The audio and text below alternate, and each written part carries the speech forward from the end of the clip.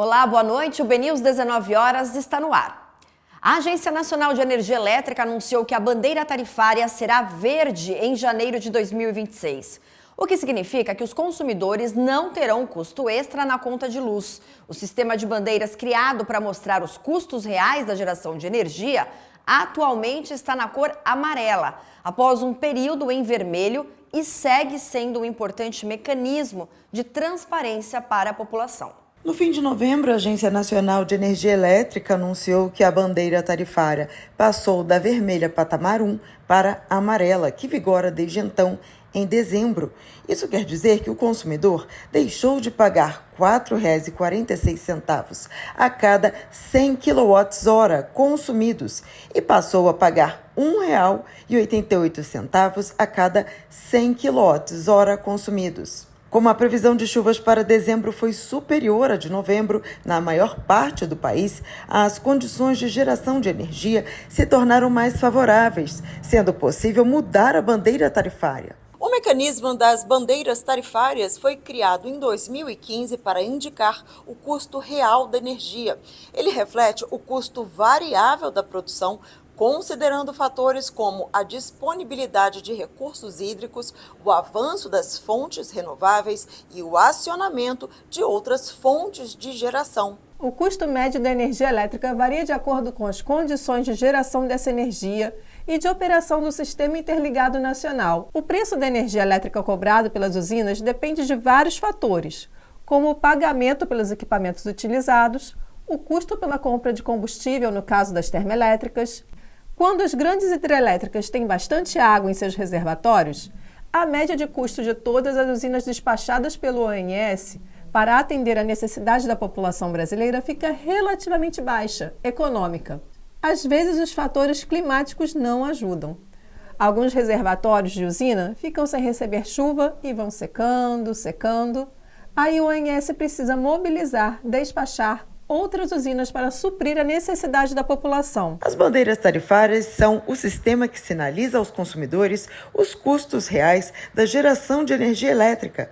Elas são classificadas pelas cores verde, amarela e vermelha, que indicam se a energia custará mais ou menos em função das condições de geração. O objetivo foi dar mais transparência aos consumidores sobre o valor da conta de luz e conscientizar sobre o uso da energia elétrica de forma mais consciente. O dinheiro arrecadado com as bandeiras é utilizado para compensar o custo mensal extra que as distribuidoras precisarão pagar para garantir que a energia chegue até a sua casa. Durante o processo tarifário anual de revisão ou reajuste da tarifa de energia elétrica, é feito o ajuste entre a receita arrecadada e os custos pagos, de forma que não sobre nem falte recursos para a cobertura do custo extra de geração de energia elétrica. A bandeira permite que o custo extra seja pago imediatamente, sem os juros, e o consumidor tenha conhecimento de que o custo da energia está mais caro. A bandeira tarifária parece um custo extra, mas acaba sendo uma economia para o bolso do consumidor. A bandeira verde demonstra condições favoráveis de geração de energia. A tarifa não sofre nenhum acréscimo. A amarela sinaliza condições menos favoráveis. E a tarifa sofre acréscimo de 0,018 centavos para cada quilowatt-hora consumido. Já a bandeira vermelha patamar 1 indica condições mais custosas, com aumento de 0,044 centavos para cada quilowatt-hora. Por fim, a bandeira vermelha patamar 2 alerta para condições ainda mais custosas de geração e tarifa com acréscimo de 0,078 centavos para cada quilowatt-hora consumidos. Nesse último caso, a necessidade de recorrer ao acionamento de usinas mais caras, geralmente as termoelétricas. Para o consumidor final, em valores, para cada 100 kWh consumidos, isso significa na bandeira amarela R$ 1,88, na vermelha patamar 1, R$ 4,46 e na vermelha patamar 2, R$ 7,87. Para uma residência com consumo médio de 150 kWh por mês, Se a bandeira estiver amarela, há um acréscimo de cerca de R$ 2,80.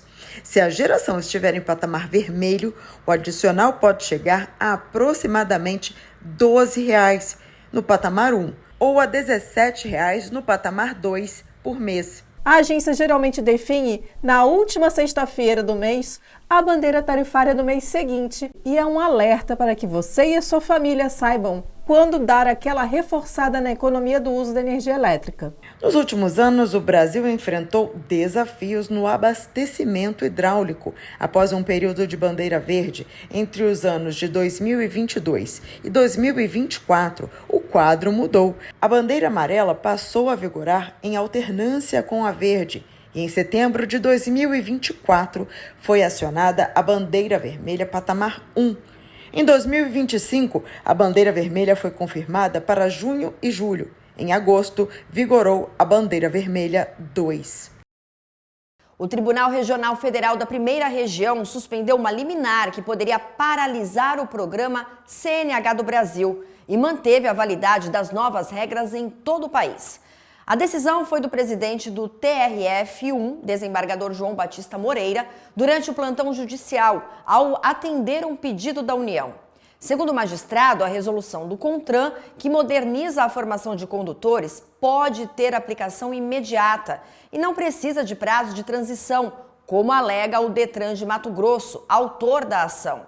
Ele destacou que uma suspensão nacional poderia trazer desorganização e diferença entre os estados. Com a decisão do TRF-1, o programa segue valendo normalmente até o julgamento definitivo do caso.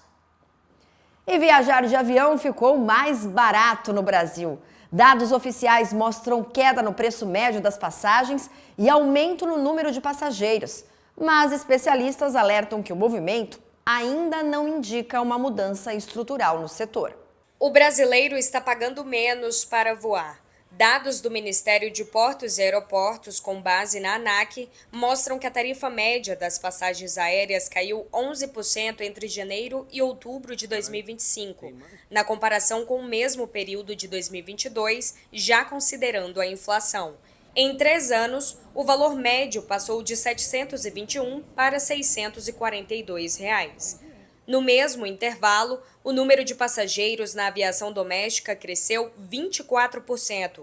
De janeiro a outubro deste ano, mais de 83 milhões de pessoas viajaram em voos comerciais no Brasil, contra 67 milhões em 2022. Para especialistas, esse avanço está diretamente ligado ao cenário econômico recente. O aumento do número de passageiros na ordem de 24% se deve basicamente nessa janela aí de tranquilidade que a gente teve na economia, que é um maior emprego e uma melhoria marginal também na renda do trabalhador. Consequentemente, isso fez com que as pessoas buscasse mais esse meio de transporte. Apesar da queda no preço médio das passagens, economistas avaliam que o movimento ainda não representa uma mudança estrutural no setor aéreo brasileiro. A queda de 11% no preço das passagens aéreas não pode ser atribuída a alguma mudança estrutural da economia.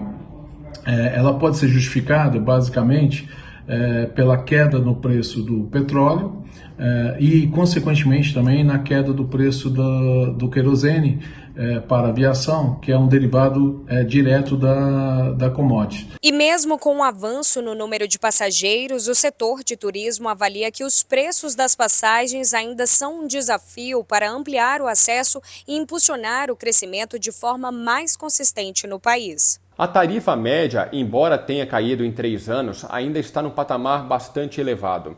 O que poderia ajudar a cair seria a partir de uma série de fatores, como redução da carga tributária, redução do excesso de judicialização no setor, redução dos custos operacionais, entre outros. Mas a infraestrutura no Brasil e o seu custo elevado ainda são limitadores para que o Brasil consiga ter um salto de qualidade no turismo em todo o país. Ainda assim, a expansão da aviação e do turismo já começa a gerar efeitos positivos no mercado de trabalho, especialmente no setor de serviços. O crescimento da aviação e do turismo tem proporcionado muita oportunidade no mercado de trabalho. No entanto, há uma dificuldade dos empresários em contratar mão de obra. A tendência, de qualquer forma, é que o estoque de empregados com algum tipo de vínculo com os setores aí do turismo deve continuar em expansão nos próximos anos. A fábrica de fertilizantes nitrogenados da Bahia, em Camaçari, está na fase final de manutenção e se prepara para retomar a produção. O comissionamento já começou, com testes de sistemas e equipamentos para garantir segurança e eficiência na volta das operações. A previsão é que a unidade volte a produzir a partir de janeiro de 2026. Para assegurar o fornecimento de gás natural, principal matéria-prima para a amônia e ureia, a Petrobras e a Bahia Gás firmaram um contrato para movimentar 1,12 milhão de metros cúbicos de gás por dia. Segundo a Petrobras, a retomada da Fafem Bahia vai ajudar a reforçar a produção nacional de insumos estratégicos para o agronegócio. A unidade vai produzir amônia, ureia perolada e Arla 32. Vamos agora para o portal bnews.com.br. Eu destaco uma notícia que vem da tecnologia, porque a iNoSpace mantém o plano de lançamento depois da explosão do foguete em Alcântara. A explosão do foguete sul-coreano, ocorrida pouco depois da decolagem no centro de lançamento de Alcântara, não alterou os planos comerciais da iNoSpace para o curto prazo. Em carta aos acionistas divulgada na terça-feira, a CEO da empresa pediu desculpas pelo insucesso da missão e anunciou que a companhia trabalha com o objetivo de realizar novos lançamentos comerciais já no primeiro semestre de 2026. Está aí uma boa notícia para um novo teste. E a nova sede da Polícia Federal no Porto de Santos deve ser entregue em até 3 anos e meio, a partir de 2026. O investimento é de 58 milhões de reais e o edifício será feito pela Ferrovia Interna do Porto de Santos, a FIPS, que mantém a gestão da malha ferroviária no Porto de Santos. A informação foi confirmada pelo presidente da Autoridade Portuária de Santos, Anderson Pomini. Segundo ele, a APS abriu mão de um crédito com a FIPS por considerar a obra estratégica para a segurança do maior porto do país. É uma área destinada ali perto do Mercadão, ao lado do terminal 33, o primeiro terminal nosso aqui. 39 e o terminal de pesca. 39 e o terminal de pesca. Essa área está destinada, já é da Polícia Federal. Então a sede será, nós temos inclusive até a maquete. O prédio terá 5.800 metros quadrados. A nova sede ficará em uma área próxima à entrada do Porto de Santos e vai reunir em um único espaço as unidades de polícia judiciária, administrativa e o núcleo especial de polícia marítima. De acordo com a autoridade portuária, o memorando de entendimento foi assinado em setembro. A contratação do projeto executivo ocorreu neste mês. A FIPS foi criada em 2022, em parceria entre a Rumo, MRS e VLI. O contrato com o governo federal prevê a gestão da malha ferroviária do porto por 35 anos e investimento na casa de 891 milhões de reais até 2027. Um boi que estava sendo embarcado para exportação provocou um susto no porto de Vila do Conde, em Barcarena, na região metropolitana de Belém. O animal se soltou durante o processo de embarque do navio boiadeiro North Star One, de bandeira do Panamá, e passou a circular pelo interior da embarcação, avançando contra os trabalhadores e provocando correria. Depois de algum tempo, a situação foi controlada. Ninguém ficou ferido e, mesmo com o susto, o navio seguiu viagem normalmente. Vamos agora a outras notícias que foram destaque nesta quarta-feira. O aeroporto de Congonhas deu mais um passo para operar voos internacionais. Nesta semana, a Secretaria de Aviação Civil emitiu parecer técnico favorável ao pedido apresentado pela AENA. O processo está vinculado ao projeto de ampliação previsto pela concessionária, que prevê investimentos de mais de 2 bilhões de reais. Entre as adequações estão novas estruturas para controles migratório, aduaneiro, sanitário e agropecuário. A proposta prevê inicialmente a operação de voos de curta e média distância, principalmente para destinos da América do Sul. A SUDENE, Superintendência do Desenvolvimento do Nordeste, autorizou a liberação de mais de 815 milhões de reais para a construção da ferrovia transnordestina. A liberação foi autorizada após a apresentação das comprovações físicas, financeiras e contábeis da obra pela concessionária, atestadas pelo Banco do Nordeste, agente operador do fundo. Com os novos aportes, o empreendimento passou a contar com 100% da obra contratada, somando 6,1 bilhões de reais em investimentos, incluindo recursos do antigo Finor. Ao todo, a SUDENE pretende aplicar 7,4 bilhões de reais até 2027. A Petrobras recebeu autorização para operar uma nova plataforma no pré-sal da Bacia de Santos. A Agência Nacional do Petróleo, Gás Natural e Biocombustíveis informou que autorizou o início das operações da P-78. A decisão foi tomada após a aprovação da documentação e a verificação do cumprimento das condicionantes de segurança operacional, além das autorizações do sistema de mediação. A P-78 chegou ao Brasil em setembro e tem capacidade de produzir até 180 mil barris de petróleo e 7,2 milhões de metros cúbicos de gás natural por dia. A unidade se junta a outras 6 plataformas que já operam no campo de Búzios.